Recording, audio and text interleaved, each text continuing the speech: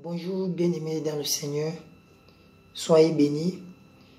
Je vais partager avec vous une histoire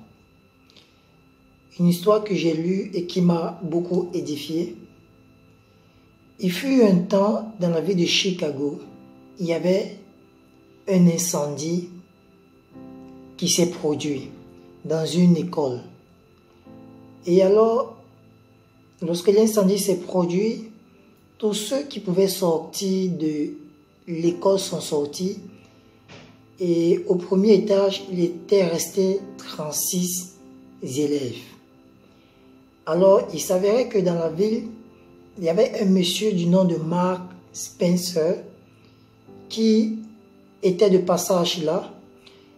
Et du coup, qui a vu cet incendie et qui a accouru vers l'école pour pouvoir sauver les enfants qui étaient calés au premier étage. Il était tellement confiant, tellement fort. Il avait tellement d'amour dans son cœur, vu la manière dont il s'était donné pour pouvoir sauver ses enfants. Alors il cria d'une voix forte: cassez la vitre et sautez, je vais vous prendre sur mes mains.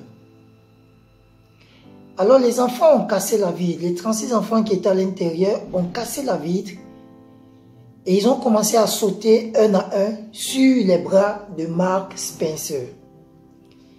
Bien sûr, 35 élèves ont sauté.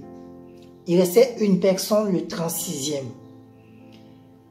Alors le 36e hésitait à sauter lorsqu'il regardait au rez-de-chaussée.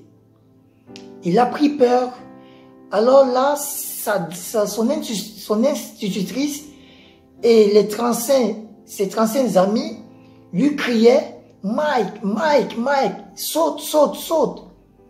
Mike était comme paralysé au sol et il n'a pas pu sauter. Alors, le lendemain ou encore après cet incident, on a découvert le corps de Mike carboxiné dans l'établissement. Et ici, il s'avérait que Mike, ici, était l'enfant de Mark Spencer qui avait eu à sauver les 35 élèves. Alors, qu'est-ce qui s'est passé? Et pourtant, c'est Mark Spencer qui était le père de Mike qui avait eu à sauver les 35 autres élèves.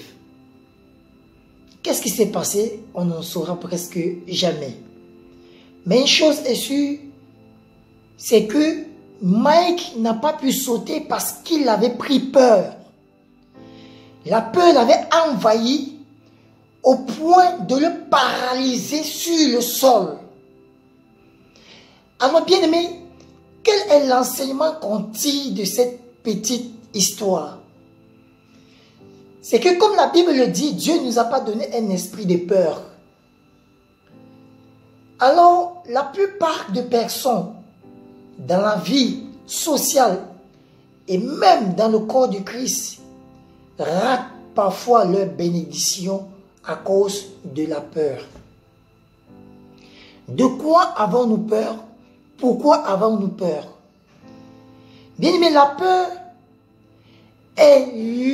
c'est l'arme stratégique de l'ennemi pour déstabiliser les enfants de Dieu, pour déstabiliser l'être humain. Bien aimé, lorsque la peur envahit ton être entier, tu seras paralysé face aux obstacles de la vie, face aux obstacles qui se présenteront devant toi. Bien, mais il n'y a pas d'obstacle dans l'esprit divin.